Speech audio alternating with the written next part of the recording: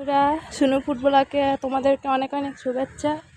দেখো বন্ধুরা, আজ ছাদে চলে এসেছি, যেখানে আমি ভিডিও তোমাদের সামনে শেয়ার করি। সেইখানে এটা হলো ভাদ্র মাস। দেখো গাছে কতটা আম ধরেছে। জানি না তোমরা ভালোভাবে দেখতে পাচ্ছ কিনা।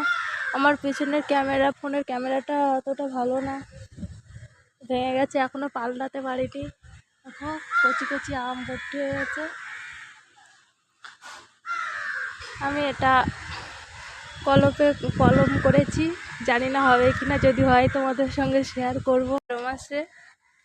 ভাদ্র মাসে হয়েছে, এখন সবে ছোট ছোট।